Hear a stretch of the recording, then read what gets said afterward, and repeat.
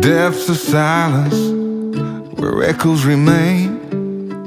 You were the sunrise and I was the rain. A collision of souls opposing in flight.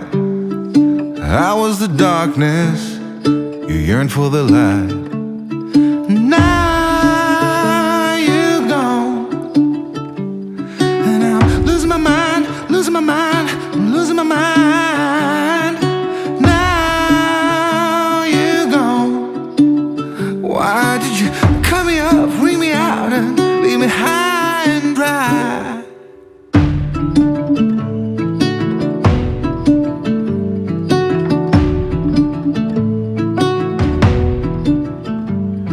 You were the laughter that kept me alive.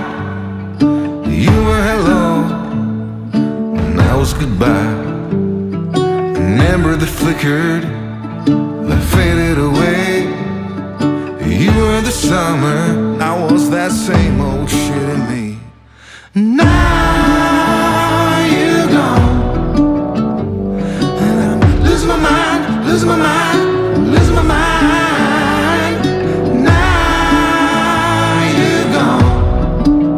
Why did you cut me up, bring me out, and leave me high and dry?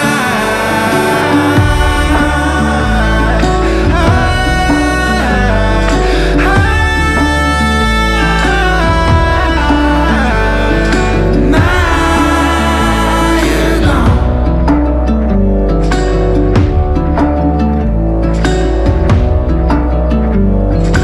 Now you're gone. That kept me alive. I said hold on, you said goodbye. Welcome back. This video I'm going to do a little different. I'm going to talk about the red car paint job and some of the things that went good, bad, some of the things I would have done a little different.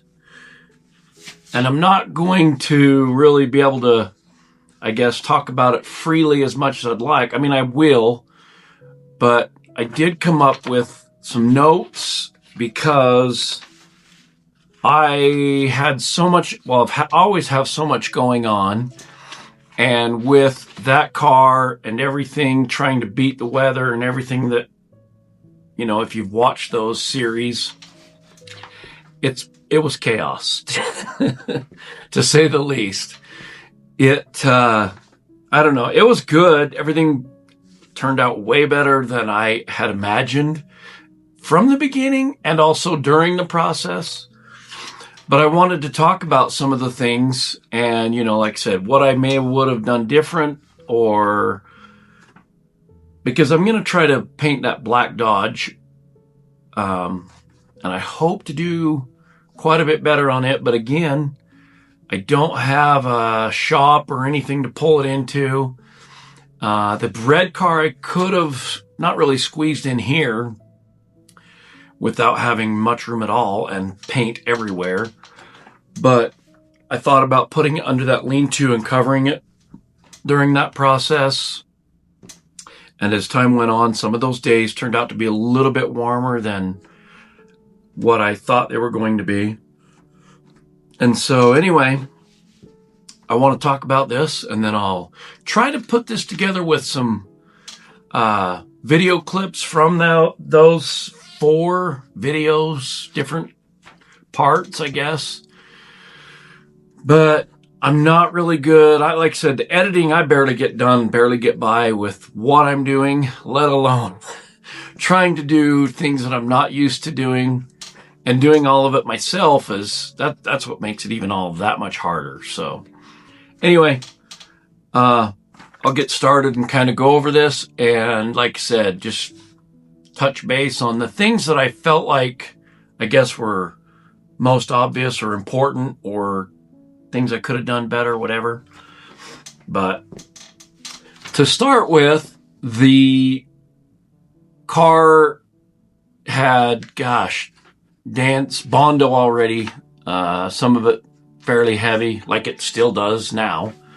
But a lot of it was cracking, breaking. It had the rust hole down at the bottom, driver's side. And, you know, most professionals would either replace the panels, or depending on what part of the car it is, the body part, because some of them, you know, they may end up replacing way more than they want. So I've seen people where they cut the sections out, weld new ones in. I didn't want to take any time and do like that's the whole point of this. Was it was supposed to be quick, on a budget, with the equipment, tools, and everything I already had. And so therefore, that's why I wanted to do it, well, like a driveway paint job. DIY, everything. So anyway, but with that said, the big rust hole, I knew I had to clean that out and just try to do something there. At first, I was going to try a different patch job. I didn't really want to do any of the welding stuff because it would have taken too much time. So I had done a little trial thing on the old Ford Ranger, and where it was, it didn't work out great, but it did still work, and it's still actually on there as far as I know. And the red car had that same thing, and so I thought, oh man, why don't I throw in some house foam? So that's what I did, and I called it the secret sauce. And you know, for a cheap, just work car, whatever, it worked great for what it is. Is it going to move, shift, crack, all that? Yeah, I'm sure it is.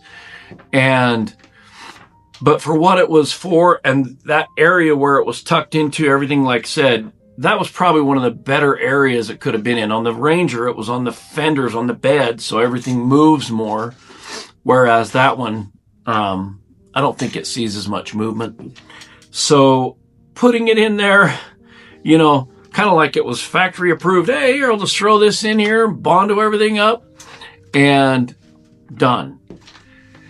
And it worked out great. I shaved it back in there just far enough that I could bondo over everything, seal everything up as good as I can. And yeah, I did say it was watertight in the video.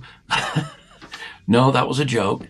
But yeah, you know what? For a driveway budget, it turned out, I thought, really great for what it was. The next thing would be the bondo, because I'm just trying to follow along through this as I would through the 4-part series of the videos and what I did in those stages. And the bondo, well, that was a battle, and for a few reasons. One, I already had that can of bondo when I did the Ranger before, and I did some stuff on it. I didn't want to buy more. I didn't know if it was going to be any good. It was definitely not as creamy as when you open up a fresh new can, and smooth, but it seemed to be okay. I probably had some, you know, I don't know if there was little chunks and different things in it before to begin with from doing the Ranger. But I also thought, I'll mix this up on a piece of cardboard and just hurry and get everything mixed up and just slap it on the car. Well, that probably wasn't the greatest idea either. But again, I didn't want to use anything, I don't know. Later I thought about pieces of plastic and different things that would have mixed up a whole lot better and would have worked out. But it worked. It just wasn't the greatest because the first few times it was warm days. And so putting the hardener in and trying to get that, you know, if you put too much in, it seems like it sets off so much quicker, obviously.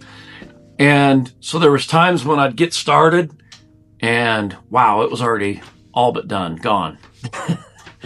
And I didn't even get but to work it a little bit. And so that was fun. And then I had some of the grit and different things.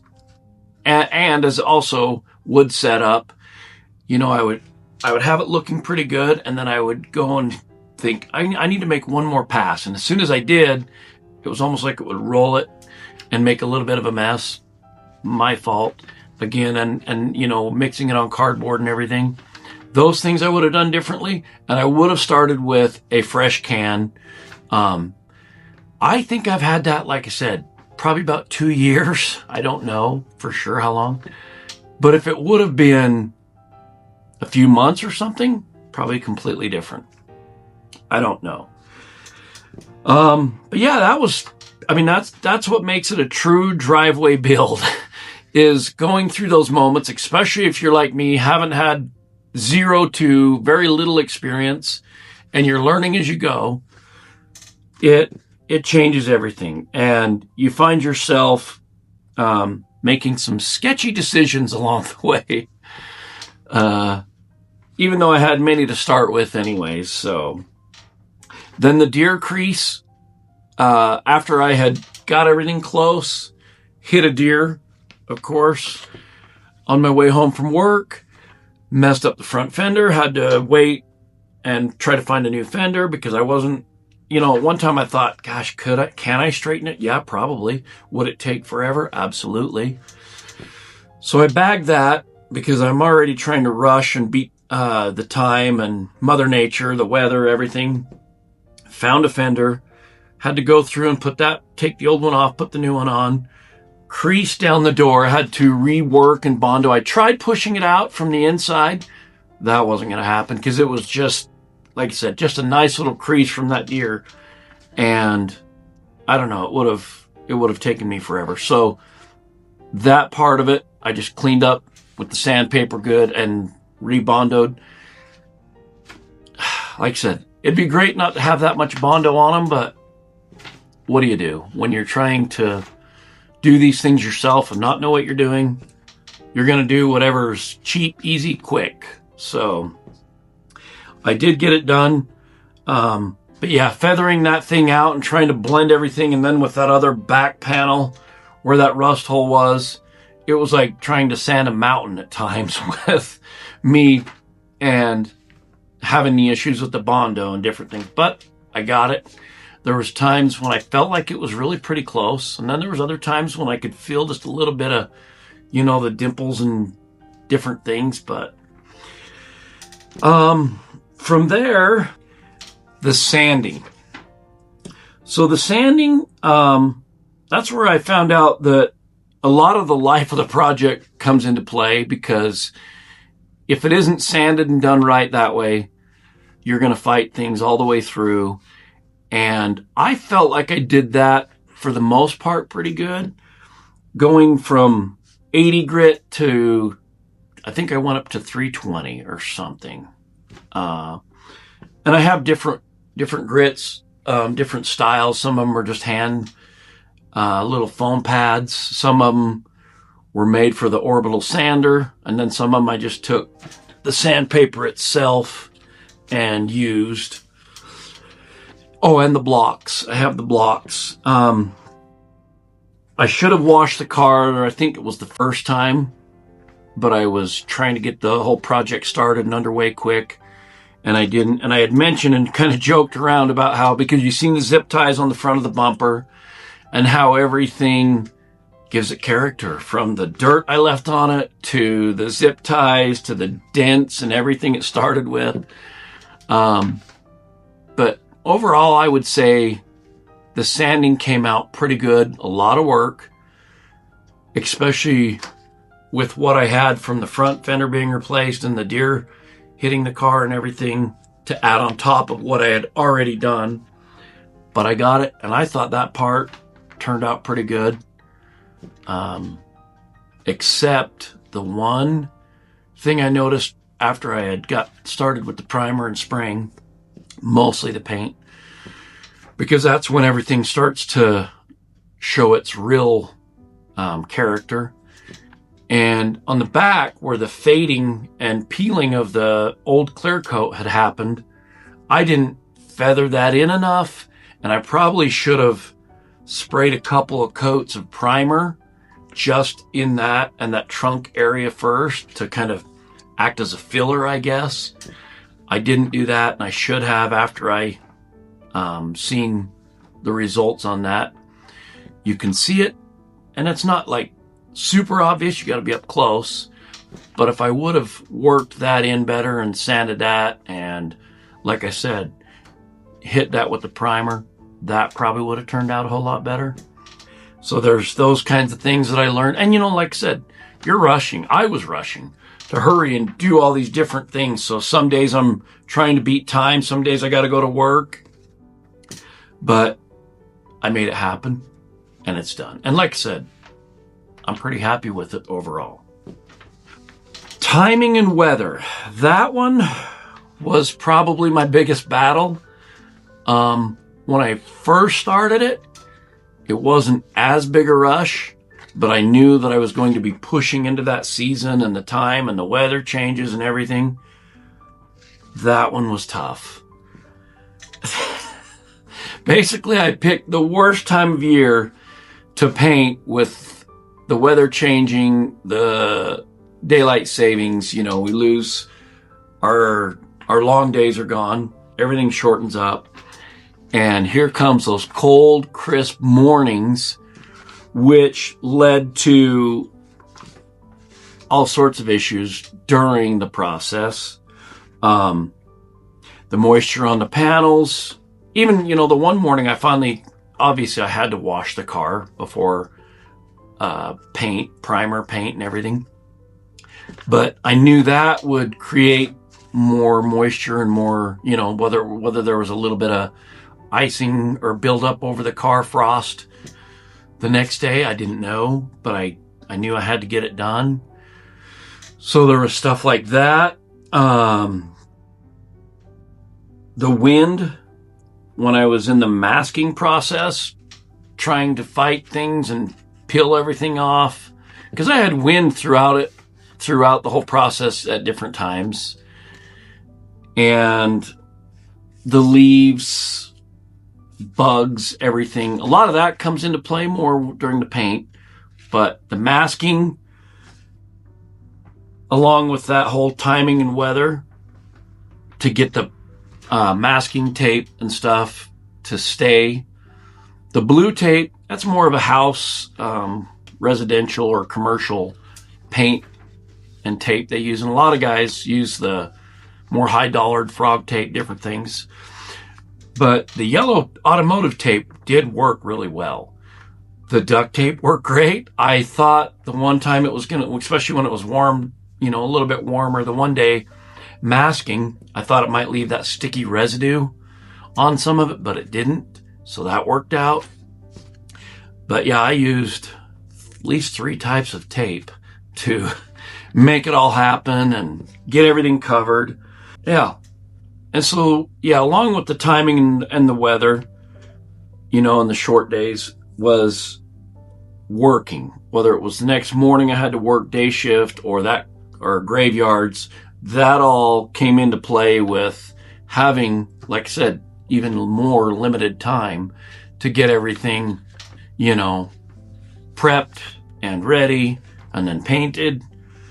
So yeah, it was definitely a rush to do all that. The only thing I could really change as far as that goes is by having, my timing better through the summer or early fall, maybe. I don't know. I still don't even like pushing that after this. But a shop would be great. I do know people use inflatable paint booths. I've never used one. I don't know how well all that works. I would imagine it would work, especially a lot better than what I had. But, yeah, I had with all that and the weather, I had during the different times, the painting, the priming and painting, the bugs were getting everywhere. The birds out there using, the car like it was a bathroom. That happened throughout part of it. And so I like I said, without a shop, it would just have to be to do it earlier in the season throughout the summer. You're still going to have, doing it outdoors, you're still going to have a lot of that other stuff with the wind, the bugs, the bird shit and everything. But if you know it going into it, you expect it. The masking, I kind of already talked about that. That's kind of, it's one of those things where, oh, when I was doing all that and masking everything off, I totally forgot the fog lights. I just a brain fart and didn't even think about it. So I skipped that. And if I would have thought about it and not just, like I said, been rush, at first I was just going to cover the tires with cardboard, which would have worked fine. But I had to keep moving the car out into the sun to dry it off and help speed things up. The one day you've seen, I used the heater. And if I would have thought about it, when I parked it, I would have just used some plastic bags to cover those wheels and tires. That would have worked really good. And same with like the wiper blades. I really wasn't terribly worried about those anyway, but I should have just thrown an old sock or something over them just to keep that from, you know, more of that red paint overspray hitting everything. But with all of that, if I would have done a lot of that, like I said, covering those tires would have taken 5 minutes, grabbing a garbage bag and covering those. I know I would have had to have tied it up a little bit, because once you start hitting it with that spray gun, everything would have blown around and moved all over like it wants to. But if I wouldn't have had my boys helping me do that and their buddy Jason, I'd maybe still be here masking that car today. I don't know. But it definitely helped. You know, many hands make light work. So having them here helping me, super grateful for that, because it's a big time saver. And I definitely wouldn't have got the car painted that day before I had to go to work, and it would have been, who knows. The primer disaster. So that can I had, I think I bought it a couple weeks to maybe a month before I started that project. And when I went and started to mix it, I used a paddle bit, and there was this mysterious goo clump. Well, a lot of times when you stir paints and different things, you'll get that and you can feel it in the bottom.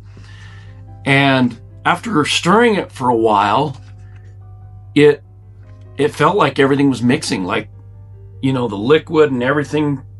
And, you know, you can kind of see the oils and, well, in some of the other paints and stuff, always getting stirred in. Everything looked really good. But as I got through to that point, I don't know what it was. I think 2 good coats I had over the whole car. And by the time I went to get a third one, because I wanted just to use it all anyway, and I was trying to get 2 or 3 good coats, and those coats weren't very heavy, I don't think, with the primer. Some of them you could see the old car color kind of popping through. And so I got to the bottom of that can after the second coat to go do the third one, and there was a big clump mess. And anyway, at that point, there was nothing I could do. I didn't want to go up to town and get more because I'm, again, trying to do it quick and on a budget. So it is what it is, and it worked out. I did contact the company, and they did send me a free gallon. They said they could not, they tested, or they looked up the product code and the batch number or whatever, and they said everything looked good, but they were great, and they sent me another gallon, so that was super awesome. Okay, the red paint day. That was the morning of a graveyard shift, and that was complete chaos. Mostly because I was hurrying from the get-go. Started off, I don't know if it was the primer day or that day, I had the car battery was dead. Had to jump it with the truck, go pull it out in the sun again to warm up again and get all that moisture and mildew off of it. And yeah, it was the cold temperatures. They played a part of, I think, with the flash timing, as well as me not knowing what I'm doing, trying that for the first time. I was kind of bouncing everywhere the first few times. I did get better at it as I went, and I just tried to go from the top and work my way down and around and try to keep everything flowing consistent so that flash timing was good all the way around. However, that did not turn out the greatest. It did turn out good. You know, the end result was fine, but I could have done better. And I did have enough paint to do one more coat, but I didn't have enough time with work. So that part, I was rushed. And I was really hoping to get one more coat on there for that final red. I couldn't. As far as the hardener and the reducer and everything, I did that in the garage. And yep, I made a mess. I had everything sitting there and I was trying to race around, kept looking at the clock to make sure I had enough time before I go to work because I wanted to get it done. The masking and the plastic and everything peeled off, and then let it sit, and so I could take the truck to work. And so I knew it was going to be a race, but I was mixing the paint, and one time, I don't even know what I did to spill it, but running around, racing around, and I had one all mixed up, ready to go, and dumped it all over the floor. A mess everywhere. So I did lose, 32 ounces or whatever it is out of that, but I still had enough in that gallon of paint to give it one more good coat, and I wished I could have with time. I've thought about next year hitting it with another high grit sandpaper really quick and shooting another coat over it. I have to mask everything off if I do, obviously, and if I do, I'm going to probably even shoot a clear over it just to help with, weather and the sun beating on it. I don't know if I'll do it because I want to do the black truck next year. And with everything I've always got going, I don't know that I'll have time. But if I can do it, I will. So yeah, as far as that goes, just the classic driveway paint job, racing with everything against you. And that red paint is when I found the wind was blowing, the bugs were in the air and on the paint, the bird shitting on the hood of the car, and everything that could happen was happening all at the same time. And that's another reason I think I was racing and spilled the paint. But yeah, I don't know. It's no, obviously no car show or even close, no SEMA build, but I don't know. I'm still overall, with everything and all the chaos I had going on, I'm pretty happy with how it turned out. The tools I wished I had, or I wished I would have done some things different there. My old spray gun worked, but they have these new ones, and they gravity feed from the top. Man, those are so much nicer. I'm fighting when I'm spraying where that feeds the paint up through there. If you're running out and you're not angled just right, it doesn't get to pull all that paint through. Whereas those gravity feed guns, pretty much no matter what you do, I mean, unless you turn it upside down the other way, which you wouldn't, those things I think are a hell of a lot better. And I wished I would have had one of those. For the black truck, I will upgrade that. Yeah, having some heat lamps, the right space shop, or different things that way. Not really tools, but something to help with the cold issue and things on that side of things. I do wish I would have had fresh bondo, and that process would have made a lot of that a whole lot easier, just to smooth that out on that car from the get-go. So a fresh can is definitely what I will have for that truck and I'm hoping I don't have really any dents. There is maybe a couple little small ones here and there. Hopefully between now and then, nothing ever happens to it.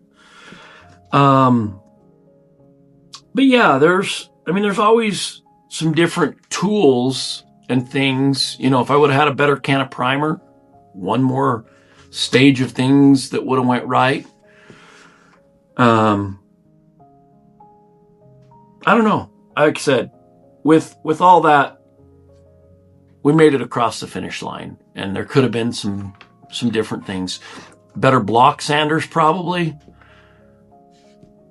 I don't have a DA sander because I do have one, but I've never had a compressor big enough until I got this 80-gallon, and I thought it was big enough, but it was struggling to keep up, and I don't know why.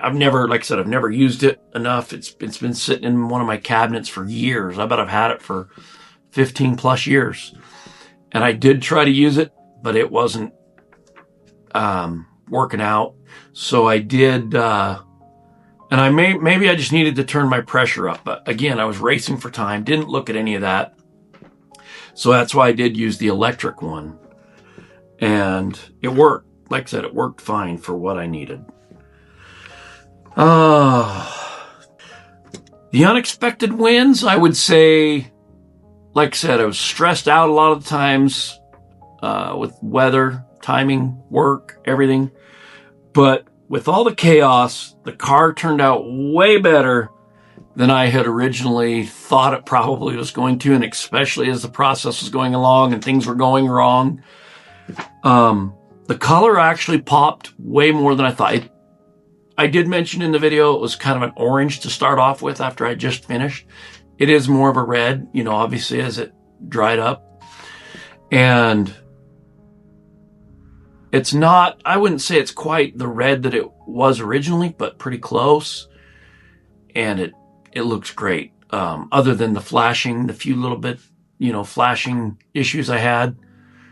And I did realize during that I was moving sometimes quicker than I should have, and I should have slowed down, taken a little more time, but I didn't want runs in it. So that was another part of it. But yeah, honestly, it's a night and day difference from where the car was. Huge change. And a lot of those things you wouldn't even notice or see unless you're 10 feet up or 10 feet away from the car. So, and sometimes that's all you really need. Like, that is really perfect for a daily driver work car back and forth to work. It's way better. I still, other than just trying to do it and see what it would take me to do it, I don't know why I did it, other than just that reason, is just to see money and time and how much, work really went into it to see how it went. Auto body shops, they're expensive, and I can see why it's not cheap. The Mako, I had Mako bid my truck, just the cab, and I think it was $3,000 or $3,500 for a Mako paint job on the cab of my truck, and I think they said that was their mid-grade. So that's when I decided to really look into all this, and I decided to use that red car as the guinea pig and try it. Well, and that's why, because now I can get some better paints, and when I decide to tackle the Black Dodge, I'm going to do it.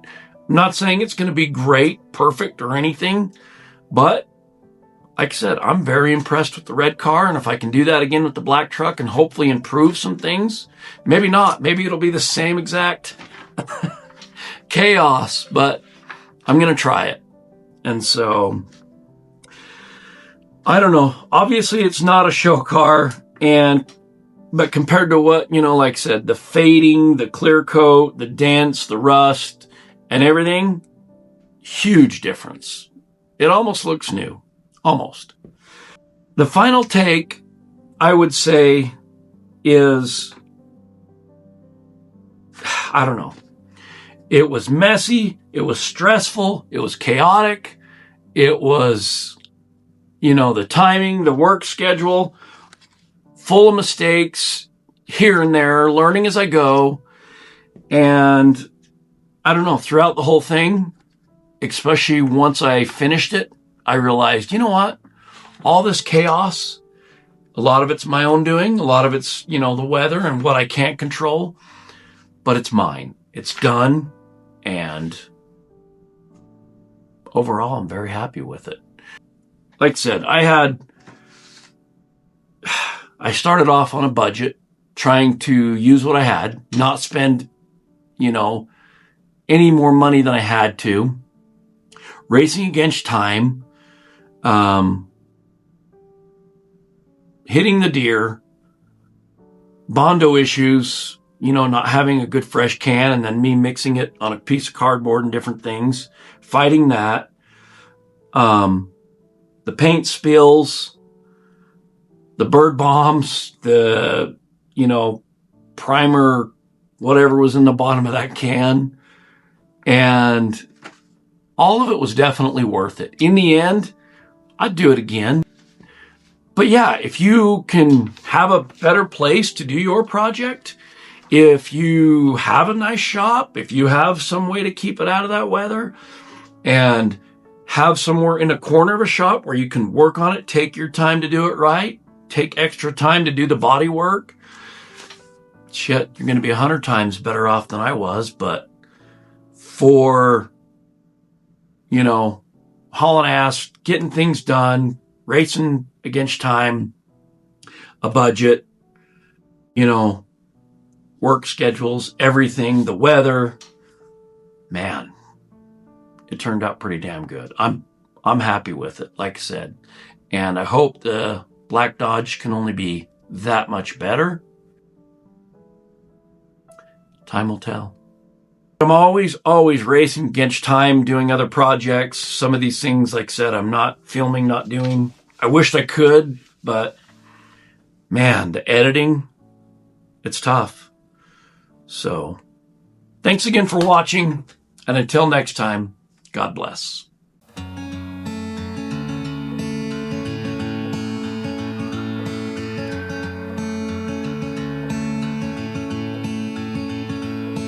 This is a love song, despite what you think. No matter what happens tomorrow, I just wanted to tell you one thing. I'll never, ever give up. Never, ever, my love. I may fail 1,000,000 times, but I'm stubborn as and I'll never, ever give up on you.